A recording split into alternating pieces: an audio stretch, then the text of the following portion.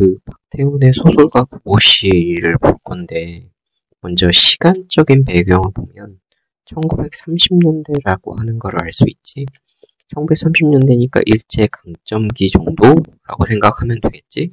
자, 그러면 이 소설을 보게 되면 먼저 제목을 보면 조금 우리가 좀 알 수 있는 게, 소설가라는 말에서 보면 직업적인 거를 여기서 추정을 해볼 수 있겠지.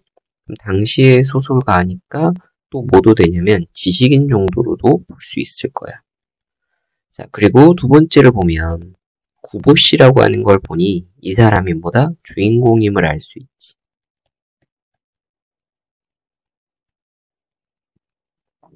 그리고 마지막에 1일이라고 하는 걸 보니까 하루 동안의 이야기, 시간을 우리가 볼 수 있겠지.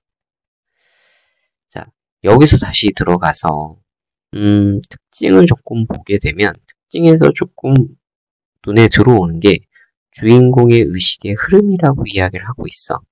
자, 이게 보통 뭐냐면 주인공의 의식의 흐름에 따라 서술된다는 걸 우리는 의식의 흐름의 기법이라고 이야기해.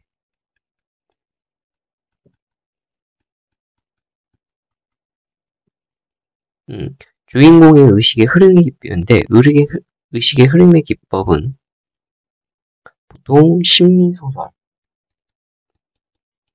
주로 많이 썼는데, 아마 들어본 적 있고 안 들어볼 수도 있는데, 이상의 날개라는 소설에서 보면 의식의 흐름 기법이 나와. 의식의 흐름 기법은 일반적으로 이야기 구조가 딱 맞아떨어지는 게 아니고 약간 어긋나는 부분이 있어. 왜냐면 주인공이 생각나는 대로 쓰기 때문에 그런다고 보는 거지.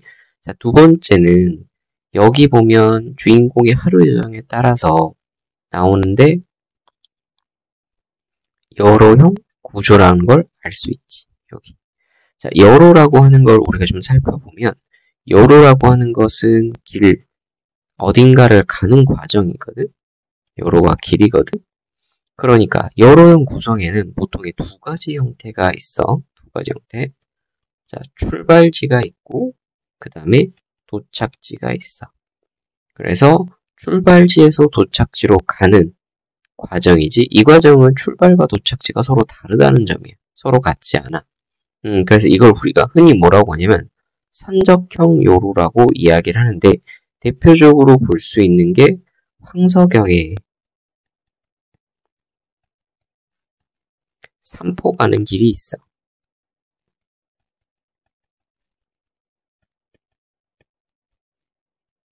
자, 또 하나는 지금 우리가 배우게 된 그 박태훈의 소설가 구보씨 일일 같은 건데, 출발지하고 도착지가 서로 같은 거지. 그래서 이렇게 보서 이렇게 가. 그래서 요거를 뭐라고 하냐면 우리는 원점 획이라고 이야기를 해. 자, 원점 획이형이니까 뭐 지금 보는 것도 있고, 또 하나도 이제 뭐가 있냐면 염상섭의 만세전이 원점 획이형 소설이라고 이제 볼 수 있지. 자, 이렇게 이제 두 가지 스타일이 있다라고 보면 돼.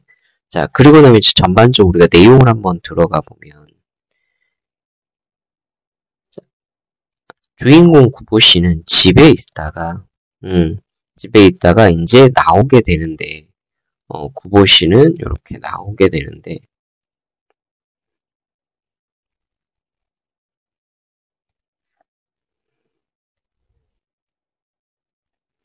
자, 이때 구보씨가 갖고 있는 거는 변변하게 직업도 없는 백수이기도 해. 그리고 뭐 소설가라고 하기도 하지만 직업이 딱히 있는 사람은 아닌 거지. 당시로 따지면 지식인인데도 불구하고 그렇게 직장이 있지 않았다는 거고. 자, 그러다가 집을 나오는데 계속해서 구보가 갖고 있는 것 중에 하나는 뭐냐면 고독함이었어. 고독과 함께 외로움을 계속 갖고 있었거든. 자, 그런 고독과 외로움을 조금 피해보고 싶기도 하고 해서 쭉 집을 나오는데, 그러다 처음 이제 가게 된 곳이 바로 백화점. 중간에 군데군데가 있는데 큰 것들만 생각해보면 백화점을 가게 돼. 거기에 젊은 부부 내외를 보게 되는 거지. 거기에 애까지 딸린 부부를 보게 된 거야. 자, 요 부부를 보게 되면서 뭐냐면 자신과 다르고 자신도 갖고 싶다고 하는 생각이 들어. 자기도 정상적인 어떤 가정을 이루고 싶다는 거지. 그래서 그런 걸 보고 부러움을 느껴. 자, 그러다가 이제 쭉 어딘가를 다시 가게 되는데 그때 가는 과정이 이제 전철을 타고 가는데 이렇게 전철을 타고 가는데 자, 거기에서 만나게 되는 게 있어. 한 여자를 만나게 되는데 그 여자가 뭐냐면 자신과 맞선을 봤던 여자였던 거지. 그런데 이제 구보라는 사람을 보면 조금 여기서 이제 소심한 것도 있어서 요 여자를 보고 저 여자를 내가 알아 라고 하면서 혼자만의 생각을 해. 그러면서 말을 걸까 말까라고 이런 생각도 하는데 그냥 다 혼자만의 생각이야. 그리고 여자가 내려면서 약간 후회를 하게 돼. 거기서 이제 소심함도 나타나. 그렇게 있다가 너무 이제 고독하고 외로워서 뭔가 사람들이 움직이는 이런 약동, 이 고독을 피하고 싶어서 역을 가게 돼. 그때 거기가 경성역이야. 이 경성역을 가게 되는데 여기서 결국엔 결정타를 맞게 돼. 뭐냐면 분명히 본인이 고독을 했거든. 고독에서 이 고독을 피하고 싶었던 거야. 피하고 싶어서 어디를 간 거냐면 바로 경성역을 가게 되는데 이 경성역에서 고독을 피하지 못하고 고독이 더 플러스 돼서 와. 거기서 왜 플러스가 되냐면 이 경성역에서 뭔가 사람들의 약동, 구보의 생각은 뭔가 약동하고 뭔가 힘이 나고 이런 모습을 기대했었는데 전혀 그런 게 아니었거든. 사람들의 그 모습을 보면 뭔가 의심에 쌓여 있고 남을 믿지 않거나 이런 것들을 보게 되면서 더 많이 실망을 하게 돼. 그러면서 계속 이야기한 게 병에 대한 이야기를 많이 해요. 병명을 계속 이야기를 하거든.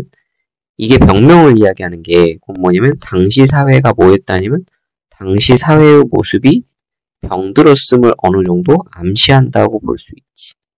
그러면서 이 당시 사회가 물질, 황금광 시대라고 하면서 물질을 찾아 추구했던 시대라는 것도 어느 정도 이야기를 하고 있어. 이런 여러 가지 것들을 보면서 원래의 생각은 자기가 뭐였냐면 뭔가 고독을 피하고 힘 있는 걸 좀 느껴보고 싶었는데 오히려 그렇지 못하고 고독을 더 많이 느끼게 된다라고 이야기하는 거예요. 그러면서 이제 친구 벗도 만나고 쭉 하다가 결국엔 어디로? 집으로 돌아오게 되는 이야기를 다루고 있어. 자, 이게 전반적인 그 박태원의 소설과 구보 씨의 일인데 소설의 내용을 잠깐 살펴보면서 들어가 보면 14년도 3학년 3월 비형 문제에 나온 문제인데 여기서 이제 하나만 조금 보고 가도록 할게요. 우리가 바로 보기바탕 감상 문제가 나왔는데 다음 중 적절하지 않은 것은 이라고 보고 있지. 자, 먼저 첫 번째 보게 되면 여기 색깔로 바꿔볼게. 자, 구보가 관찰하는 것은 자, 구보라는 사람이 주인공인 거 알잖아? 근데 구보가 관찰하고 있는 거야. 그거는 뭐냐라고 했더니 사람들의 몸과 그 연장선인 그들의 행색이나 행동이라고 했지. 그러니까 사람들의 뭘 보고 있어 라고 하면 몸을 봤고 그죠? 그 다음에 그 연장선이라고 하는 그들의 행색과 행동인 것이 그러니까 몸을 봤고 그 다음 행색과 행동을 연장선이 같이 보고 있다라고 보는 거지. 그래서 이야기의 두 번째 몸이라고 하는 것은 자, 육체적, 정신적으로 끊임없이 세계와 교섭해서 그 흔적을 내재하고 있는 하나의 기호라는 거니까 단순하게 몸을 보는 게 아니라 이 몸이라는 자체가 뭐냐면 육체와 정신적이 계속해서 교섭하고 있고 하나의 기호다라고 이유 설명을 해주고 있어. 자, 그 다음 구보의 시선이 포착한 것은 자신을 포함한 사람들의 병든 육체와 정신이야. 그러니까 병든 육체이기도 하고 병든 정신이기도 하다는 이야기야. 육체와 정신은 뗄래야 될 수 없으니까. 근데 이거는 뭐냐라고 했더니 식민지 근대에 대한 구보의 진단인 거야. 그렇지. 구보가 진단한 거야. 현 사회가 뭐였다? 병들었다. 라는 거지. 즉, 여기서 말한 대로 가면, 병든 육체가 있어. 그 병든 육체라고 하는 거는 당연히 뭐까지도 병든 거야? 정신까지도 병들었거지. 곧 이거는 당시 사회가 뭐였다는 거? 병들어 있음을 암시한다라는 이야기지. 그거는 곧 뭐냐면 지식인의 우울한 내면에 대한 은유라고 해서 빗대고 있다는 거지. 그러니까 지식인이 여기서 누구겠어? 구보잖아. 구보의 우울한 내면에 대한 은유, 자기 자신의 어떠한 우울한 내면에 대한 은유라고도 할 수 있다라고 하면서 끝나게 되는 거지. 그러니까 여기서 이 보기가 보이는 것은 구보가 관찰자고, 그러면서 당시에 뭘 봐? 사람들의 몸을 받고, 맞지? 그러면서 자신을 포함한, 자신도 마찬가지야. 포함한 병들어 있다라는 거. 그게 곧 구보의 진단이고 식민지 시대를 말하고 있다라는 식의 이야기를 하게 되는 거지. 여기서 이제 다는 말하지 않고 여기에 쭉 저기 보게 되면 어디에 조금 중점을 두냐면 4번을 보면 여기 봐. 캡 쓰고 스메일이 양복 입은 사내. 그러니까 내가 스메일이라고 모르겠지만 캡을 쓰고 있고 모자를 쓰고 있고 양복 입은 사내의 의혹을 갖는 두 눈에서, 그러니까 사내가 여기서 뭔가 의혹을 갖고 있는 두 눈이 있었나 봐.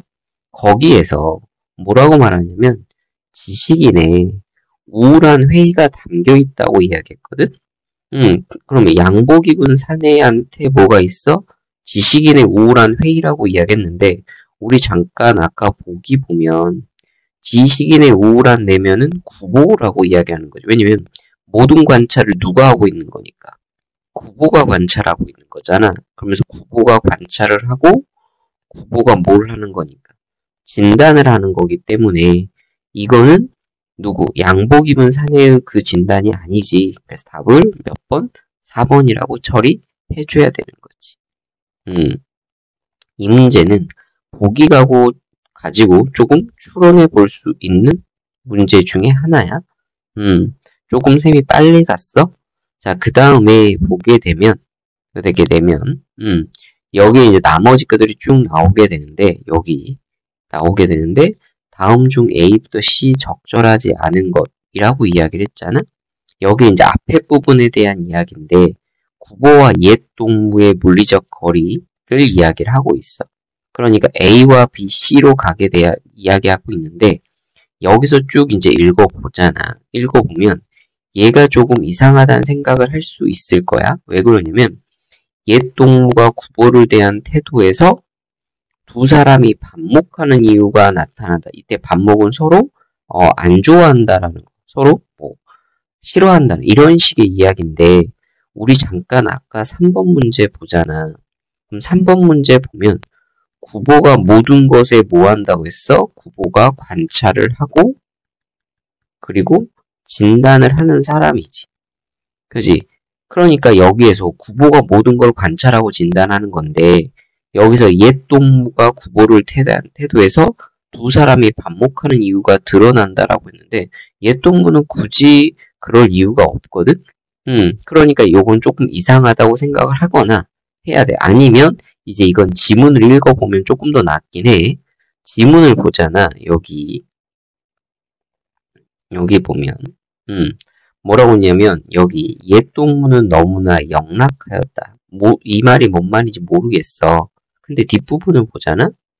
여기 행색이 뭐냐면 초라하다야. 그러니까 영락하다는 건 뭐야? 초라해졌군 이라고 생각하면 되겠지? 그래서 구보는 망설거려. 그러면서 그런데 지나갈까 하다가 알아보고 싶어. 그리고 구보가 자기를 알아보고 돌아 싶어. 그러나 마침내 그 마지막 순간을 보자 구보는 용기를 내서 뭐였어? 이런 말을 걸었던 거지. 그러면서 이제 구보는 다음에 관심이 어째 그렇게 없어라고 다시 말을 했고 그러면서도 쭉 했을 때 벗은 실례합니다고 하면서 가버렸어. 그러면서 구보는 이제 뭐냐면 감정을 스스로 억지 못한대. 그러니까 구보는 이 사람이 굳이 옛 동무가 싫으냐 이런 거는 아니었는데 옛 동무는 본인이 이제 뭐하고 있어? 가난해서 영락해서 초라해서 그걸 보기 싫은 것 같지만 구보는 그렇진 않다라고 이야기를 하고 있지. 그러니까 여기서 두 사람이 반목하는 이유는 드러난 거는 아니다라고 처리해줘야지. 자, 그리고 나면 이제 1번 문제로 가잖아.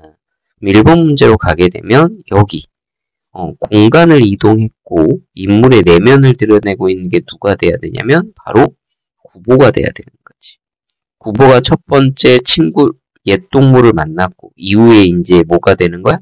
역으로 가서 뭐 하게 되는 거니까 사람들을 보게 된 거니까. 그래서 답은 몇 번? 3번이라고 처리를 해줘야지.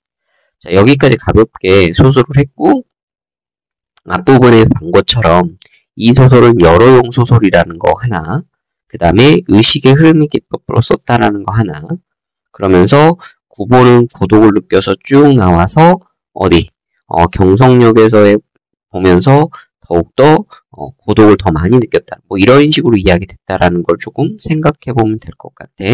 자, 지금까지가 소설가 구보 씨의 일일이었어.